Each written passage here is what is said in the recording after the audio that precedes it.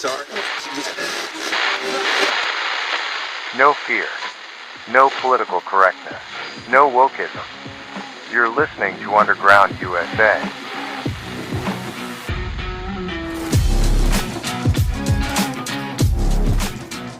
Thanks for downloading, listening, and sharing. My name is Frank Salvato, and you're spending a few moments in Underground USA. Before we get to this segment of America's Third Watch, I want to ask a question. Why do the litigators on the right never, ever take a play out of the left's playbook?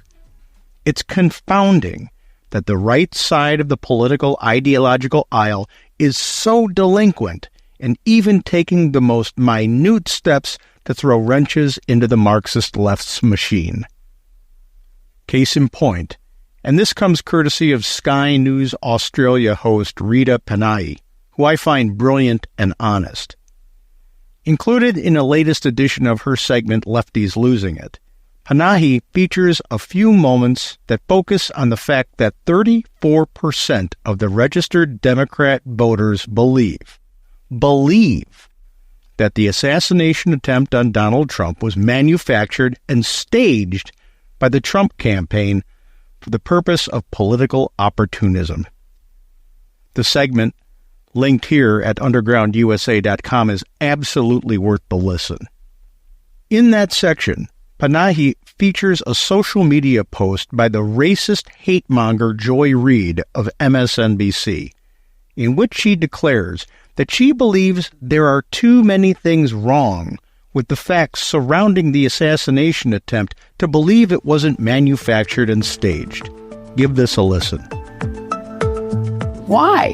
Why don't we know that much? We know that 3 people were shot. 1 person, unfortunately, was killed at the rally. We don't know where they were sitting or standing relative to him. We don't know why, for 9 full seconds, Donald Trump was allowed to stand back up during an active shooter situation, yet they allowed him to stand up in the middle of that, crisis and pose for a photo and fist pump the air so he could get the iconic photo.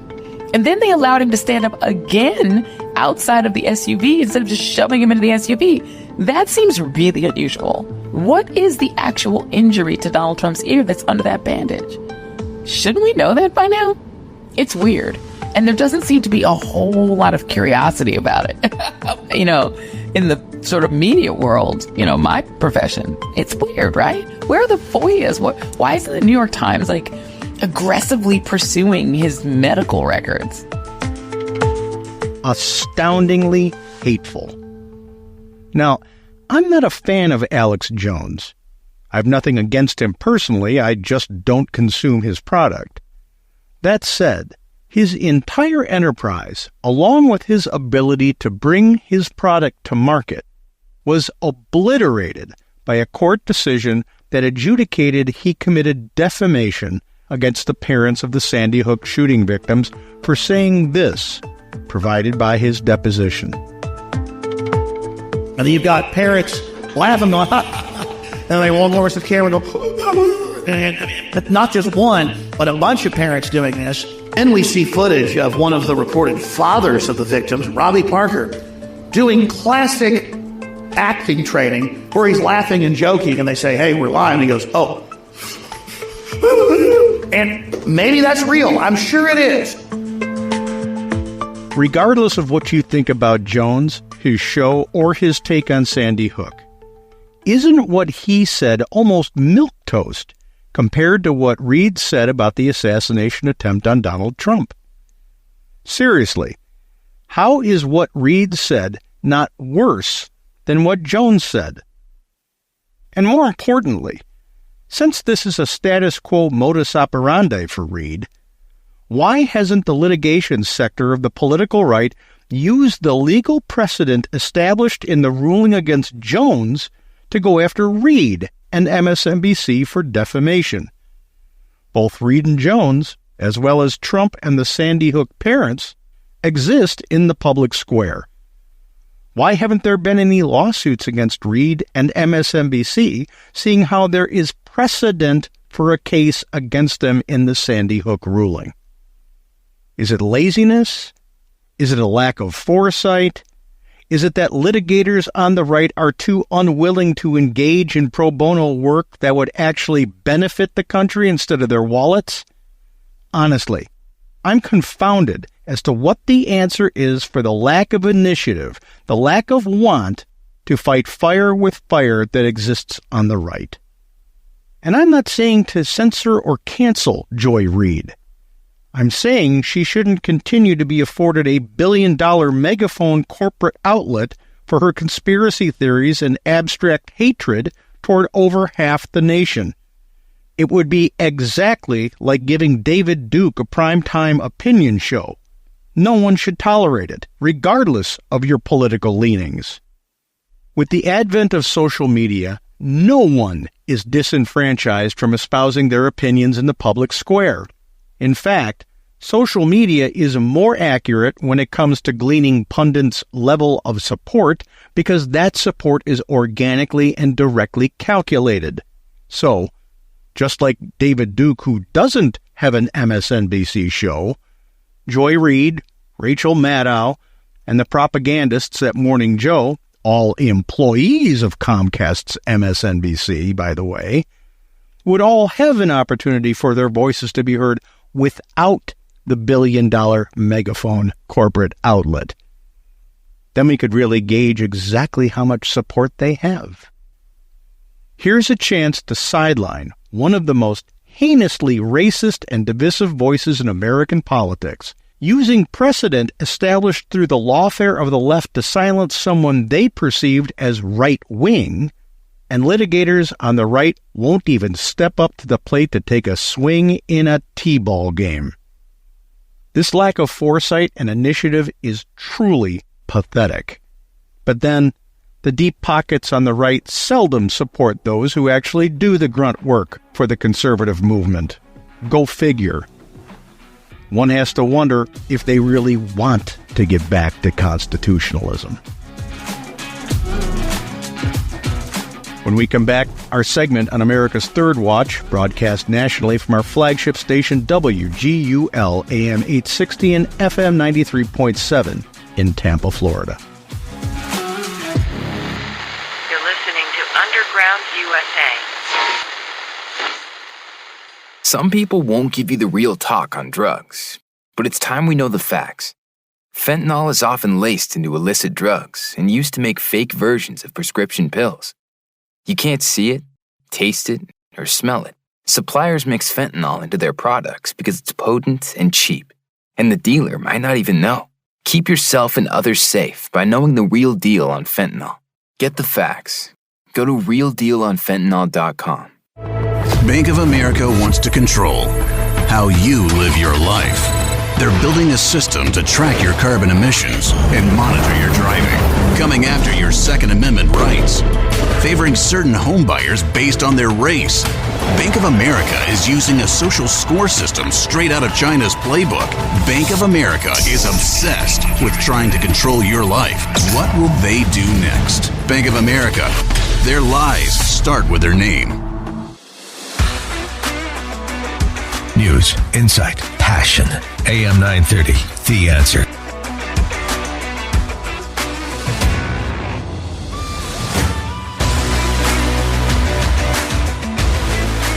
And before we talk to Frank here, I just want to bring you up to date. We've been following the story this morning. This from Reuters.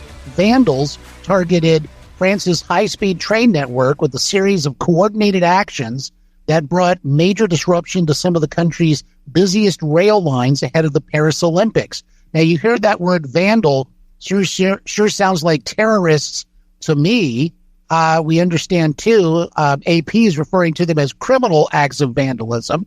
But none other folks, it's really much more like terrorism. These fires in 5 different locations that we know of right now have paralyzed these high-speed rail lines linking Paris to the rest of France. So we'll continue to monitor it as we move through the program this morning and bring you updates as we get them. But let's head over and let's talk with Frank Silvato.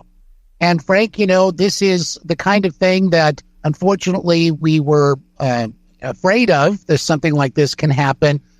In France, they've rolled out some 45,000 security people, police, I should say, 10,000 soldiers, and 2,000 private security agents. It's a sign of the times, don't you think? Oh, they're hosting, an international event. So, we saw either earlier this week, within the last 7 days, an arrest of a Russian national over there, who they caught planning terrorist activities. So it's going to be a magnet for places, for people like eco-terrorists, for Islamo-fascist terrorism, for people who are protesting what's happened over there politically, and quite honestly, all through Europe. Sure. It's whenever you get that many people coming to a central location, you always have to have your eyes wide open, and you got to be watching over your shoulder. So they're right to gear up for this. Indeed. Let's see if they actually stay on alert on this, because that's usually something that a conservative government would do. I think you're right. No, that's a very, very good point. And I'm so glad you mentioned Islamofascism, Frank, because what we saw happen in Union Station was abominable. Now they're telling us, in addition to burning the American flag, which is outrageous, they're spray painting Hamas is coming. I mean, that's in and of itself a threat that, terrorism is coming to the United States via Hamas, it would seem. This is just out of hand. These people do not have, I'll just say it, democratic bone in their body. They hate our system, and they would be more than happy to subject us to the same things they've subjected the Palestinian people to. Well, the sad thing is the overwhelming majority of people who were doing that stuff were American college students. Right. Yeah. That's the thing that should be alarming. We have the stupidest group of people who think that they're smart coming and existing and coming out of the college system today than we ever have before in any period of time. They are delinquent in understanding the situation. They don't think things through. They jump on bandwagons without understanding the full context of what they're jumping into. It's insane. Now, I don't condone burning the American flag, but the Supreme Court has said that it's protected free speech. That's one thing. Raising a terrorist banner up a flagpole to replace the American flag, that's concerning, because now, as you said, you've got a group of people who are pretty much making a declaration that they're on the side of terrorists. Now, after 9/11, if there was a conservative administration in office, we would have seen some action against these people because they were breaking the law and vandalizing things. Mm-hmm. But ever since Barack Obama's term, and then all throughout Biden's term, if a protester decides to set something on fire or decides to deface public property or destroy things in the public square, they just call it an act of expression. Destruction isn't necessarily expression. And when you're vandalizing or destroying things that belong to the people, you must be punished. Yeah, exactly. The left has come to this point in time where it's, the protesters are rioting again. I guess we'll just have to wait until they're done. That's not what this is supposed to be about. If we are in fact a nation of laws and not of men, then the laws in the book have to be enforced. And when you put public safety in jeopardy, and that's exactly what this was yesterday, that you can't tell me people, if a Jewish person walked through the middle of that crowd to get to Union Station, that they were going to be safe. Right. Yeah. Chilling. Well, once again, Frank, there's no shortage of stuff to talk about.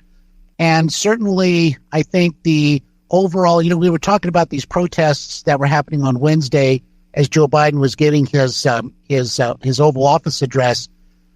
Did you kind of get a similar impression that there was like nothing there as he was talking, that he was almost like he was an android or something? There was just there was no dynamics at all, it seemed. Well, what I saw was a canned political stump speech with Trump's name removed. And if the media were honest, and they're not, because just about every channel was fawning over this speech that will be remembered and replayed for the ages. If it weren't a Democrat, if it were Trump or any Republican, they would have been saying, "Boy, that sounds a lot like he abused the Oval Office for an election purpose."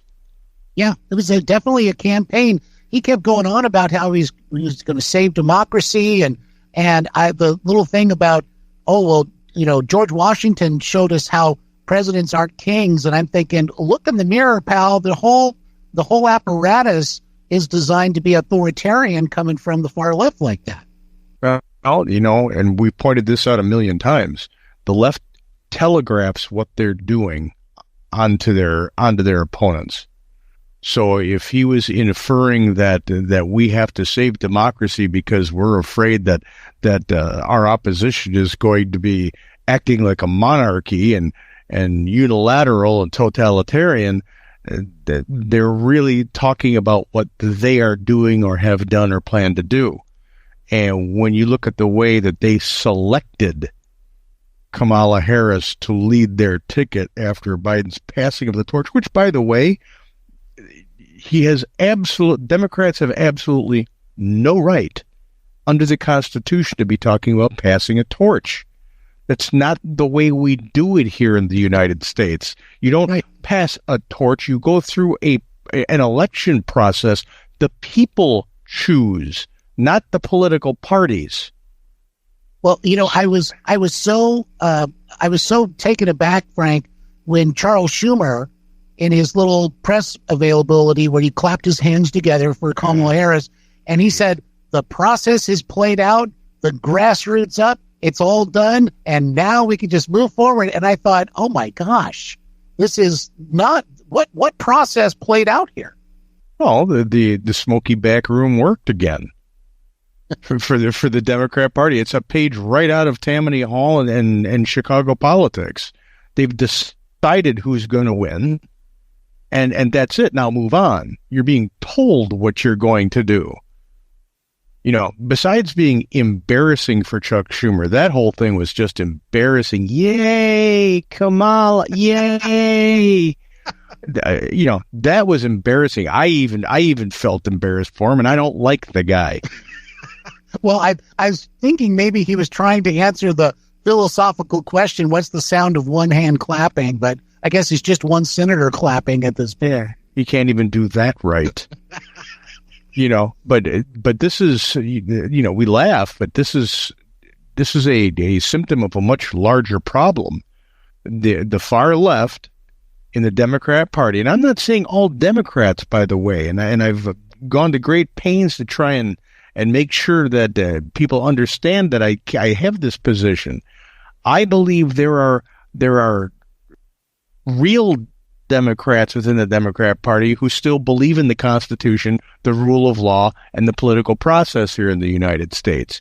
The far left of the Democrat Party does not. They are admittedly Marxist in their thought and ideology. That's what the progressives were. At the turn of the century, they thought fascism and Marxism was just quite okay. If you do your digging back into letters that went back and forth between Mussolini and FDR thought Mussolini was that Italian chap is quite nice. They didn't have a problem with Marxism and fascism because it was too new for people to understand the dangers. Today we understand it leads to genocide when these revolutions come. It is antithetical to freedom. But yet this faction on the left just continues to gather steam because our education system doesn't teach history anymore. And you've got idiots, and as Bibi Netanyahu said in his speech, useful idiots, like the people who are outside Union Station, celebrating Hamas, which our government believes is a terrorist organization. Right. You've got useful idiots like that, emboldened and just convinced that their way of understanding the world, even though it's completely devoid of the facts of history, is the right way to believe things. And it's just not. Well, you mentioned, Frank, a very important phrase, and that was, we're not teaching history. People don't understand it, basically, because they're not being taught history. But that jogged my memory because I recall hearing Kamala Harris make a statement basically saying, we need to teach the full history of the United States. And I don't know about you. I think I do. We learned the full history of the United States, warts and all. There's no secret history that was hidden from us. But that phraseology that she's using is code for we have to bash the United States and indoctrinate and brainwash people, basically, into believing what we want so we can enforce our agenda. Ever since Howard Zinn wrote that piece of crap U.S. history book that introduced the demonization of the United States going all the way back to its roots, the university system has been teaching a tainted version of U.S. history. Mm-hmm. Yes, they're colonialists. They were colonialists.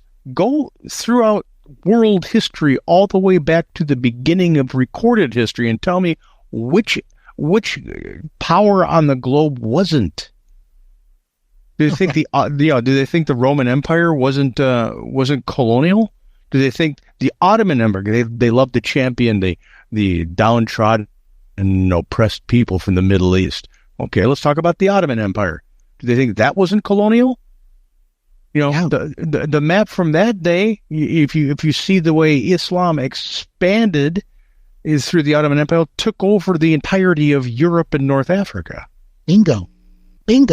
Exactly. And sometimes I wonder, Frank, hopefully we're going to get the full history of Kamala Harris. We could turn the tables on that. Yeah, what's the full history of Kamala Harris? She doesn't want you to know that. She doesn't want you to even call her the border czar, for goodness sakes.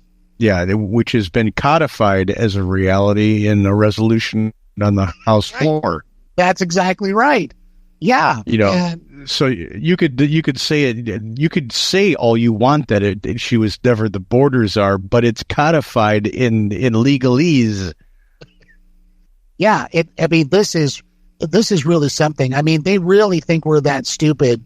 Number one, here comes Biden. He gives a speech, but it doesn't explain anything. Karine Jean-Pierre is asked about it. Well, can he still serve? Oh, sure, he can still serve. But why is he stepping aside? Well, because he's saving democracy, basically. It's a jabberwocky. Well, I think from this point forward, Biden has set a precedent. If you're a Democrat and you want to be like the greatest president ever, said sliced bread, then you should only serve one term. That's right. Because he did more in one term, Karine Jean-Pierre said, than other presidents do in 2 terms. Yeah, she actually said that. Make him walk the walk. And I want you to remember that today is today, and tomorrow is today yesterday. All right, yes. And that is a wonderful quote from Vice President Kamala Harris. Yeah, she's just a brain trust. Well, I was thinking, Frank, I saw this headline earlier. The Mexican drug kingpin Ismael Zambada Garcia, also known as El Mayo, evidently was taken into custody in El Paso yesterday on Thursday. And I was thinking, obviously, he's a very bad person. He's going to be charged with a lot of things. But if Kamala Harris had her way, the one thing he wouldn't be charged with is crossing the border illegally, to come into El Paso. Yeah, he'd be in more trouble for marijuana possession. No kidding. Especially if he crossed over into California when she was Attorney General. Yes, exactly. So there are so many absurdities about Kamala Harris, and people are going to start to get to know her. And would you think that there's this sort of sugar high as we've heard it described, that's what's happening in these initial days here? Or do you think people, once they really start hearing about what Kamala Harris actually says and does, maybe they'll have a different opinion? I think it's not even really an honest sugar high. I think there is such an effort by the media companies out there and the polling companies to make this race interesting so that there's something to hang their hat on for the next 4 months, that they are literally creating a work of fiction in the fact that she's qualified for this job. Mm-hmm. It's stunning the way they're fawning over somebody, and especially when you can go on social media, and I challenge anybody to do it right now. Go down a Facebook feed, go down a Twitter feed, and just the information with supporting documentation that you're finding out about Kamala Harris, especially during her time as AG in California and district attorney in San Francisco, is enough to make your hair curl. Oh, and I'm bald. So it is very potent in that sense, no doubt about it. Well, Frank, it looks like Fox News, and if I'm reading this right here, Fox News is reporting that evidently the Obamas are now endorsing Kamala Harris. That's what it looks like. Yeah, in a video endorsement, former President Barack Obama, former First Lady Michelle Obama, called on Americans to join them in getting to work to elect the vice president. Wow. Well, if that's the case, I still don't trust him far enough to throw him.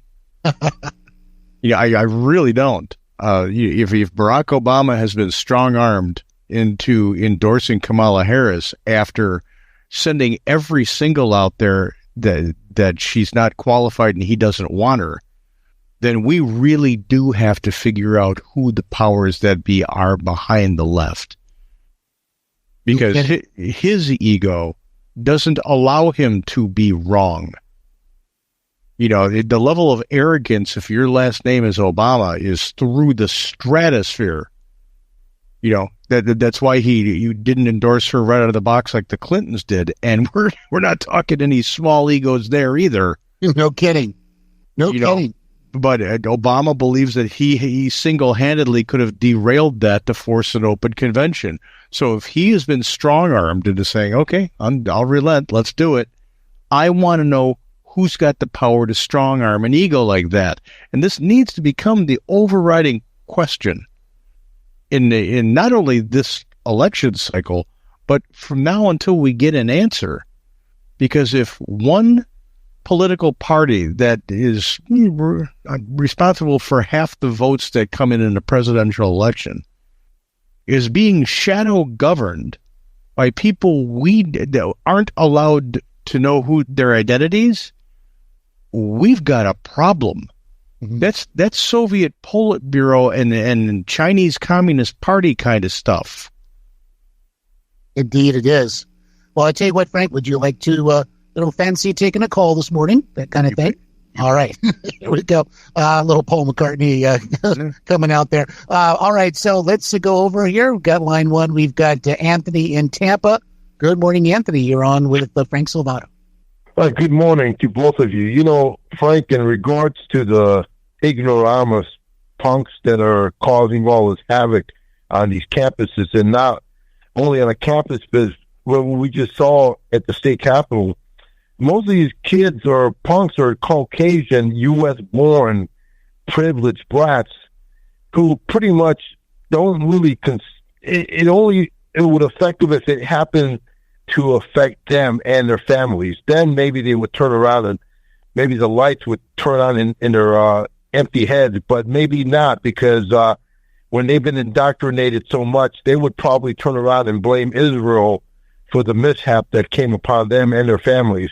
And question, where are all the Jews on the left? I mean, talking about history class failures, have they forgotten about history and what the left has actually spewed against their own ethnic people and their state? It's just amazing how this people group don't seem to awaken, and yet they don't realize that the right, the conservative right, are the ones who are standing with them side by side, it's just amazing how these individuals, and even in Hollywood, in musicians that are Jewish born, seem to not want to wake up and see the detriment that these pro-Hamas groups are having in store for them. It's amazing. So thank you so much. Okay, thanks, Anthony. Appreciate the call. Yeah, what do you think, Frank? I'll take the Hollywood thing first. When you're so self-important and your ego is so big, you believe you know what's happening. And if you don't know what's happening, it's what you've manufactured in your head. So you've got these leftists like Rob Reiner and Bruce Springsteen, and I hit both coasts there, who believe something. They want to believe that yesterday's Democrat Party is still here, but it's not. Marxism has taken over for a giant part of their party, their entire platform. So they don't exist in reality. I agree with Anthony about the privileged class of kids who are going to college. It used to be where people would, if you went to Harvard or you went to Yale or you went to Princeton or you went to any good university, you would at least take 1 summer or 2 summers during that time to get over to Europe to take a look and see what the world looked like. They don't do that now. They feel they don't have to because of social media. So they don't know. If the people who were protesting yesterday were transported to Gaza in the blink of an eye, and they realized that they would be considered inferior, infidelic enemies, they may come back with a different perspective. If you like the podcast, please rate it and comment if your platform lets you. Go over to undergroundusa.com and subscribe to the Substack, and pick up your copy of Nullification, available on Amazon. But more importantly, talk to your friends, family, colleagues, and acquaintances about politics and religion. Do it calmly and employ facts over emotion. You'll be surprised how much you have in common with a great many of those you talk to. It's something we can all do to preserve the Republic. My name is Frank Salvato, and you're listening to Underground USA.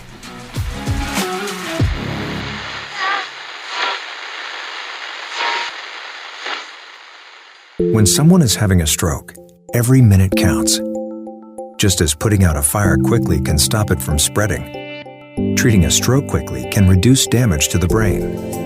The clock begins ticking as soon as you spot the signs of a stroke, because some treatments can only be used if the patient reaches the hospital in the first 3 hours after symptoms appear. So don't wait. Call 911 right away and get the person to a hospital immediately, even if the symptoms go away. If you think someone is having a stroke, remember the word FAST. F is for face.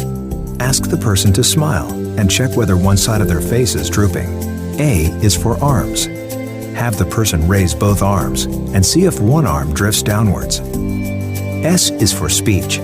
Ask the person to repeat a short phrase and notice if their words sound slurred. And finally, T is for time. If you spot any of these signs, call 911 right away to get the person to a hospital fast. Strokes are medical emergencies. The sooner a patient gets treatment, the better their chance of a good recovery.